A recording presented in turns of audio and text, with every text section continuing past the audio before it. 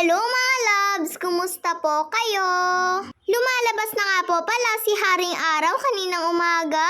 Kaya syempre, paggising ko nga po, ito nga po't magtitimpla nga po ako ng kape ko. Opo mga loves, magkakape po ako, pero lalagyan ko po ito ng cream oil. Minsan nga lang po pala ako nagkakape. Madalas po kasi ay gatas o di kaya Milo ang iniinom ko po. At hindi rin po ako nagkakape na mainit po lahat ang tubig. Kaya hinahaluan ko po ito ng malamig na tubig. At dahil nakita nga po ako ni Papa na nagtitimpla ng kape ko, aba nagpatimpla din po siya. Kahit kakatapos lang po ni Papa na magkape sa mga oras na yan. Ganito po talaga si Papa kapag po nandito siya sa bahay. Maya't maya nga po ay nagpapatimpla po siya ng kape. Sa isang araw nga po ay nakakarami nga po siya kung magkape. Kaya sinasabihan po siya ni Mama na wag masyado. At pagkatapos nga po pala naming magkape, ito nga po tinutulungan ko na po si Mama na magluto ng almusal namin. Pansit Canton po palang niluto po namin ni Mama. 3 flavor nga po pala ito mga loves. At pinagsama-sama na nga po namin. Gusto nga lang po pala sana nila Mama ay solo maanghang lang po. Pero syempre dahil ayaw ko po ng maanghang ay pinaghalo-halo na po namin ito. Dahil wala nga po kaming strainer ay ito na lang pong sandok na may butas-butas ang gagamitin ko po. At pagkasalin ko nga po ng pansit canton sa plato, ay ilalagay ko naman na po yung mga seasoning nito. Pagkatapos ay halu-haluin ko lang po ito ng mabuti. Nakaluto naman na po kami ng kanin dito mga loves. At maya-maya ay kakain na din po kami ng pang-almusal. Tara mga loves, kain po tayo! At dahil naglalagay nga po si Mama ng pansit canton sa tinapay, ay ginaya ko po siya mga loves.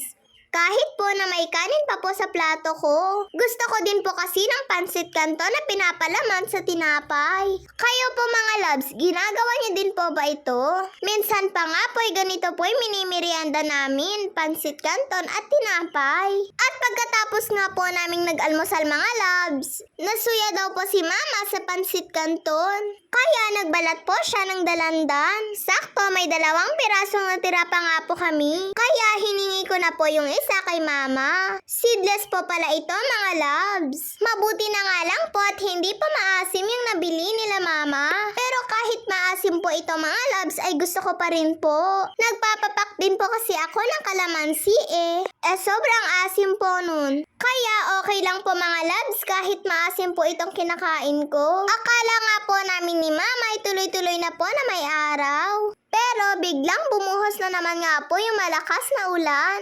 Kung hindi nga po sana umulan ngayon ay aalis po sana kami nila Mama. Pupunta pa po sana kami sa Tuguegarao para po bumili ng iba pa pong kailangan namin sa school. Pero dahil hindi naman po kami nakalabas ngayon ay sa susunod na lang po siguro. At kaninang hapon naman po mga loves, eto nga po't bumili po si Papa ng bangus. Gusto po kasi naming magsabaw dahil malamig po ang panahon at maulan. Isang pirasong bangus nga lang po ay nabili ni Papa pero malaki na po ito.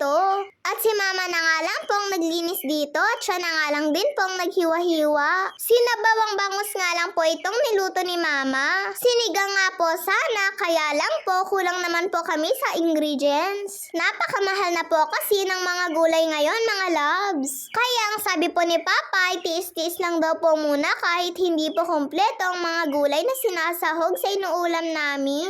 Si Mama ko na nga po palang nagluto po neto mga loves. Wala na nga din pong nabili si Papa na kamatis dahil po pagkamahal-mahal. Lalo na po ngayon ay may bagyo na naman po tayo, kaya siguradong magtaas na po ang presyo ng mga gulay. At habang nagluluto nga po pala si Mama mga loves, eto nga po at inaayos ko na din po yung mga gamit ko po sa school. Para po kapag po araw na po ng pasukan namin, ay hindi na po ako maghahabol ng oras para po ayusin ito. Bukas po sana ay may pasok na po kami mga loves. Pero nagdeklara nga po sila sa amin na wala nga daw pong pasok dahil po sa bagyo. Excited pa man din po ako mga loves na pumasok sa school. Pero wala po kaming magagawa dahil kailangan po muna nilang i-safety yung kapakanan po naming mga estudyante. Eto nga po yung pinakagusto ko po sa lahat, yung pag-aayos po ng mga gamit ko sa school. Tapos na nga po pala naming lahat na tahiin ni Mama yung mga notebook ko at notebook po ni Kuya.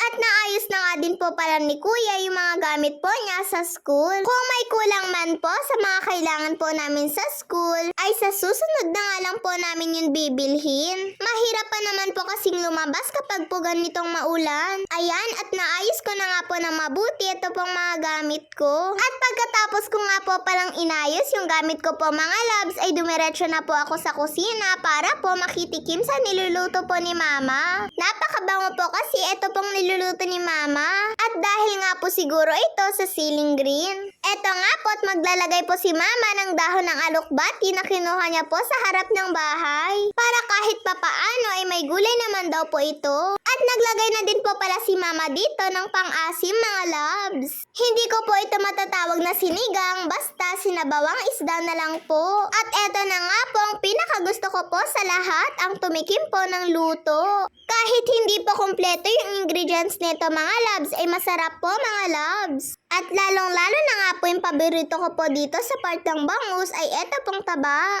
Bye-bye po mga loves!